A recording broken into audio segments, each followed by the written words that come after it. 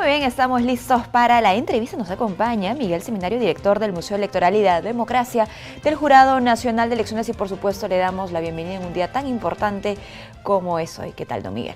Muy bien, muchas gracias por esta invitación para conversar un poco sobre el Jurado Nacional de Elecciones. Por supuesto, gracias a usted por acompañarnos. Decía que hoy es importante, pero bueno, más importante aún es el día de mañana, 22 de septiembre, porque hace 87 años por primera vez, fue justamente un 22 de septiembre que se instaló por primera vez el Pleno del Jurado Nacional de Elecciones, y usted, don Miguel, conoce muy de cerca ese pasaje histórico electoral y bueno, otros. Así es, el Jurado Nacional de Elecciones, si bien fue creado en mayo 26 de 1931, la instalación del primer pleno se llevó a cabo un día como mañana, 22 de septiembre de 1931, y desde entonces este organismo tiene una presencia permanente en la historia nacional.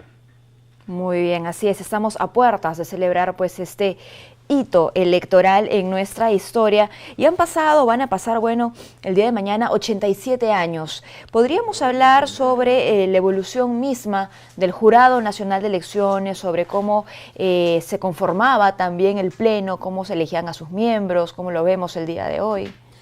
Claro, antes de la creación del Jurado Nacional de Elecciones hubo un intento por constituir un organismo electoral de manera permanente, porque las elecciones en el siglo XIX estuvieron guiadas por mesas electorales de manera temporal, que funcionaban desde unos días antes de las elecciones y dejaban de funcionar a los pocos días de establecidos los resultados.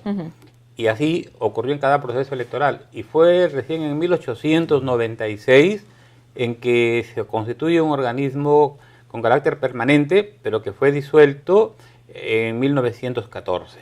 Desde entonces, cuando en el Perú se creó el Jurado Nacional de Elecciones el 26 de mayo de 1931, esto colocó a nuestra patria a la vanguardia de otros países, porque no tenían un organismo electoral permanente, de modo que en la conformación del Jurado Nacional de Elecciones participó un conjunto de juristas, de hombres de leyes, de políticos, de congresistas, de intelectuales, por los que el gobierno de entonces apostó y dieron al país este estatuto electoral que se promulgó a través del decreto ley 7177. ¿Esta apuesta cómo fue evolucionando en el tiempo? Es decir, ¿cómo se fue dando también lo que le consultaba, la selección de cada uno de los miembros del Pleno? ¿Y cómo fue que el Jurado Nacional de Elecciones fue ganando autonomía también en ese sentido? Claro, desde que se constituyó tuvo una autonomía como un poder, en 1931, y estuvo presidido desde entonces por un miembro de la Corte Suprema. En este caso fue el doctor Ernesto Araujo Álvarez, y en su conformación estaban los rectores de universidades del país. Okay. En ese momento la Universidad del Cusco, la Universidad de Arequipa, de la Libertad, en Lima, San Marcos, pero también había juntas preparatorias donde había representantes de cada una de las regiones del país, y entre ellos se elegía un miembro. ¿Esos eran jurados electorales departamentales? En efecto, jurados electorales departamentales que tenían un representante aquí ante el Jurado Nacional de Elecciones. ¿Y que eran de carácter permanente o también según se acercaba un proceso electoral? Claro, mientras se acercaba la convocatoria a un proceso electoral, ellos participaban y de entre ellos se elegía a un representante por el norte, por el centro. Perfecto. Muy bien.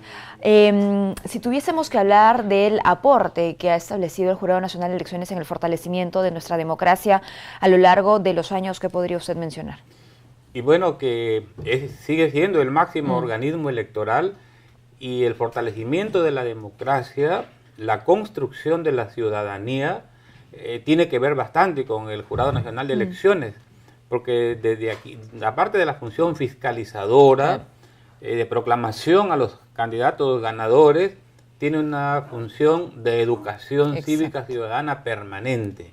A través de una serie de unidades se trata de fortalecer en valores cívicos ciudadanos a los futuros ciudadanos y reforzar los valores democráticos entre los ciudadanos. El Jurado Nacional de Elecciones en este sentido tiene una fuerte presencia dentro del sistema electoral y no existe solo cuando hay procesos electorales. En cualquier mes y día del año se encuentra al Jurado Nacional de Elecciones asociado a una serie de actividades con este fortalecimiento de la democracia. Bueno, y eso también ha ido mejorando con el paso de los años, es decir, que el Jurado Nacional de Elecciones tenga aún más presencia también a nivel nacional. Así es, ahora encontramos oficinas del Jurado Nacional de Elecciones en el interior del país. Sí. Así que funcionan de manera permanente, ¿no? Y no como antes que se creaban los jurados las oficinas provinciales desconcentradas y los jurados departamentales que funcionaban solo en cada proceso. Pero ahora estas oficinas desconcentradas están en todo el país, claro, de manera sí, permanente. Y que no deben confundirse con los jurados electorales especiales que sí se conforman para un proceso electoral que tenemos ya a puertas, a un par de semanas nada más. Así es, el 7 de octubre todos los peruanos y todas las peruanas que son ciudadanos y ciudadanas van a tener la ocasión de delegar poder, así a través de la democracia representativa, a los alcaldes distritales, a los alcaldes provinciales y a los gobernadores regionales. Hablaba usted sobre esta función tan importante que emprende el Jurado Nacional de Elecciones cuando hablamos de educación, de educar al ciudadano en historia electoral, en derechos, en deberes también, en civismo, por supuesto, y el Museo Electoral y de Democracia cumple muy bien con esta función. ¿Cómo están yendo las visitas? En aumento, fíjese que la experiencia de este año y del año pasado nos permiten medir el posicionamiento que tiene esta unidad de la Dirección Nacional de Educación y Formación Cívica Ciudadana, porque todas las visitas que hemos recibido, tanto en el local, ahí en el espacio permanente, como las exposiciones itinerantes, han sido solicitadas. De modo que esto es un indicador del crecimiento de este museo que es aceptado por la ciudadanía y que además ha sido tomado como modelo por otros tribunales electorales que han creado sus propios museos de la democracia. ¿Va a haber alguna actividad el día de mañana, sábado 22? Solo tenemos una exposición ahí asociada a la muestra permanente, donde mostramos a través de imágenes y de objetos el inicio del funcionamiento del Jurado Nacional de Elecciones que fue en lo que actualmente es el Museo del Congreso y de la Inquisición. Ahí se asoció, por eso es que cuando se cumplieron los 75 años del Jurado Nacional de Elecciones, se develó una placa conmemorativa. Muy bien, si pudiera recordarle por favor a nuestros televidentes la cantidad de piezas históricas con las que cuenta este museo y la importancia de ir a aprovechar este fin de semana, si no puede este fin de semana, el siguiente, de repente en familia, con amigos, para acercarse a nuestra historia electoral. Claro, al momento nos aproximamos a 10.000 bienes culturales. O sea, el fondo museográfico ha ido en crecimiento, por eso al lado de la exposición permanente tenemos las exposiciones temporales que equivalen a una renovación y a una muestra de lo que no está en las salas permanentes. El Museo del Jurado Nacional de Elecciones abre de lunes a viernes de 8 de la mañana a 4 de la tarde y los sábados y domingos, cuando de manera anticipada se solicita la visita por delegaciones, tanto de la ciudad de Lima como del interior del país. Muy bien, pues está hecha la invitación entonces. Algo que usted quisiera agregar a puertas de esta fecha tan importante, mañana 22 de julio, repetimos, se celebran 87 años de haber instalado el primer pleno. 22 de septiembre, sí, se recuerda la instalación del primer pleno y recordar, porque en más de una ocasión hemos dicho a la ciudadanía que los últimos viernes de cada mes atendemos hasta las 10 de la noche, de modo que si alguien no puede asistir por razones laborales hasta las 4 de la tarde, el último viernes del mes, pueden acercarse y hasta las 10 de la noche están las puertas abiertas del Museo del Jurado Nacional de Elecciones. Muy bien. Nombres que tengamos que recordar sobre esta fecha, el 22 de septiembre de 1931, además, por supuesto, de quien asumía la presidencia en ese entonces, el doctor Ernesto Araujo Álvarez. Bueno, al creador del Jurado Nacional de Elecciones, David Samaneso Campo, a Luis Alberto Sánchez, que participó en la elaboración del estatuto, a Vicente Villarán, a otros personajes asociados a la política, los intelectuales de ese momento, ¿no? Que se reunieron en lo que hoy es la Casona de San Marcos y ahí elaboraron este estatuto que ubicó al Perú, como dije hace un momento, a la vanguardia de las naciones que tenían un organismo electoral permanente.